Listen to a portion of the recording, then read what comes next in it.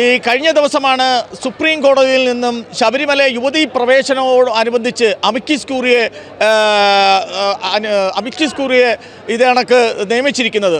9 അംഗ ബെഞ്ചാണ് ഈ കേസ് പരിഗണിക്കുന്നത്.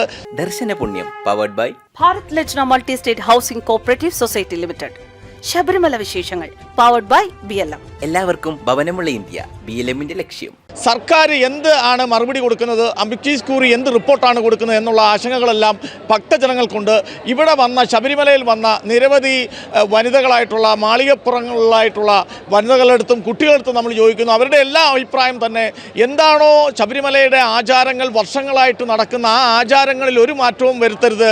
അവർ വർഷങ്ങളോളം കാത്തിരുന്ന ഏതാണ്ട് 50 വർഷങ്ങളോളം കുട്ടിക്കാലത്ത് വന്നവർ വീണ്ടും 10-40ഓളം വർഷങ്ങൾ കാത്തിരുന്നതിന് ശേഷമാണ് ശബരിമല അയ്യപ്പനെ കാണാൻ ഇവിടെ എത്തിയത്. ആ വിശ്വാസം തന്നെ നിലനിൽക്കണം.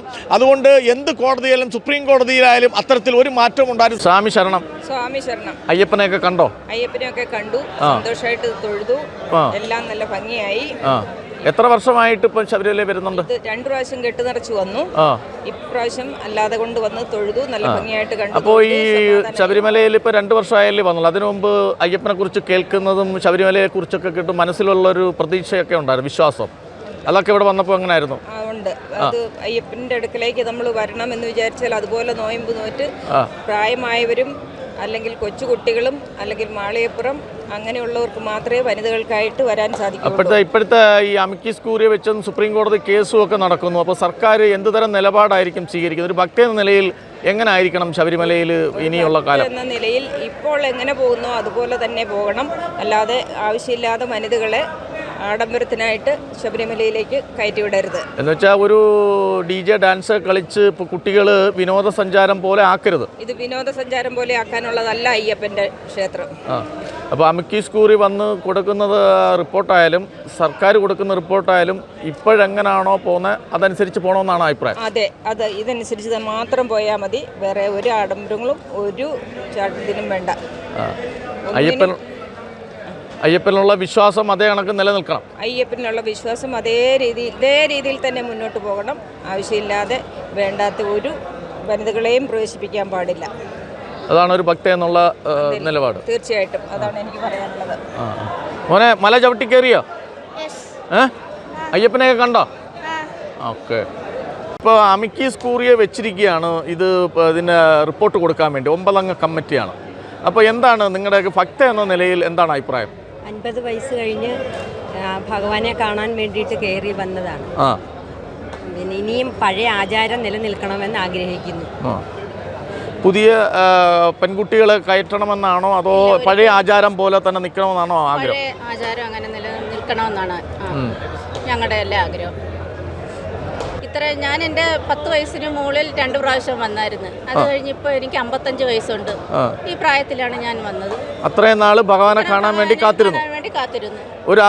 ഒരു ആവേശമില്ലായിരുന്നു നേരത്തെ വന്ന് കാണണമെന്ന ഒരു അങ്ങനെയില്ല. നമ്മൾ ഈ പ്രായം കഴിഞ്ഞാൽ വരാനായിട്ട് പഴയ രീതിയിൽ തന്നെ. ഇത് പലർക്കും സർക്കാർ ഏത് തരത്തിലുള്ള അഭിപ്രായം ഒരു മറുപടി പറയും എന്നുള്ള രീതിയിൽ സംശയമുണ്ട്. അങ്ങനെ വല്ല സംശയമുണ്ടോ? പഴയ രീതി തന്നെ തുടരണമെന്നാണ് ഞങ്ങൾക്ക് ആഗ്രഹം. ഞങ്ങൾ ഇത്രയും വയസ്സ് വരെ ഇരുന്നതിന് ശേഷമാണ് അയ്യപ്പനെ കാണാൻ ഇവിടെ എത്തിയത്. ഈ രീതി തന്നെ മുന്നോട്ട് പോകണമെന്ന് ആഗ്രഹിക്കുന്നു. ഒരു ഭക്തി എന്ന നിലയിൽ ഇതന്നെയാണോ അഭിപ്രായം? ആചാരങ്ങൾക്ക് ഒരു മാറ്റങ്ങൾ ഉണ്ടാകാതെ ഇതൊരു വിനോദ മറ്റു ആക്കരുത്. അത് തന്നെയല്ലേ അഭിപ്രായം? എവിടുന്ന് നാട്ടിൽ നിന്ന് എവിടുന്നാ വരുന്നത്? എല്ലാവരും ഓച്ചിറ പരബ്രഹ്മത്തിന്റെ നാട്ടിൽ നിന്ന് വരുന്നവരാണ് ഞങ്ങൾ. അപ്പോൾ എന്തായാലും ആ വിശ്വാസം തന്നെ നിലനിന്ന് പോകുന്നു പ്രതീക്ഷിക്കാം. ഓക്കെ.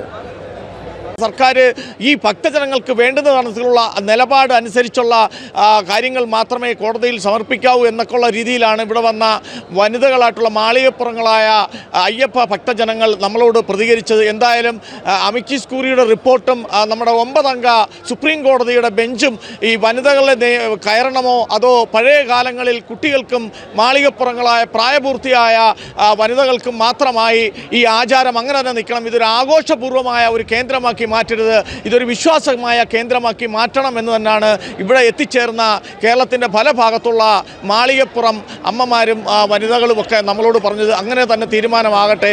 എന്തായാലും സുപ്രീം കോടതിയിലെ അമിക്കസ് ക്യൂറി നല്ലൊരു തീരുമാനം തന്നെ കൊടുക്കട്ടെ. അതേപോലെ തന്നെ നമ്മുടെ സർക്കാരും ഈ വിശ്വാസികൾക്കനുസരിച്ചുള്ള ഒരു തീരുമാനം തന്നെ കോടതിയിൽ സമർപ്പിക്കട്ടെ. എന്തായാലും ഇന്ന് പത്രസമ്മേളനം അയ്യപ്പ സംഗമത്തെക്കുറിച്ചൊക്കെ ദേവസ്വം ബോർഡ് പ്രസിഡന്റ് വളരെയധികം റിപ്പോർട്ടർമാരും മാധ്യമങ്ങളോട് വളരെയധികം ബുദ്ധിമുട്ടുന്ന കാര്യങ്ങളാണ് ഇന്ന് അദ്ദേഹം റിപ്പോർട്ട് ചെയ്തിരിക്കുന്നത്. എന്തായാലും അയ്യപ്പ സംഗമത്തിനെ കുറിച്ച് നടന്നതും തെളിവുകളും ഒക്കെ ആയിട്ട് അദ്ദേഹമല്ലായിരുന്നു ആ സമയത്ത് പ്രസിഡൻ്റായിരുന്നത്, പുതിയ പ്രസിഡൻ്റാണ്. പക്ഷേ എല്ലാം കൊണ്ട് കുഴഞ്ഞു മറിഞ്ഞ് അദ്ദേഹം വളരെയധികം പ്രയാസപ്പെട്ടാണ് ഇന്ന് മാധ്യമങ്ങളോട് സംസാരിക്കുന്ന കാഴ്ചയും കൂടെ നമുക്കിന്ന് കാണാൻ കഴിഞ്ഞു. കർമ്മ ന്യൂസ്, രാംഭദ്രൻ.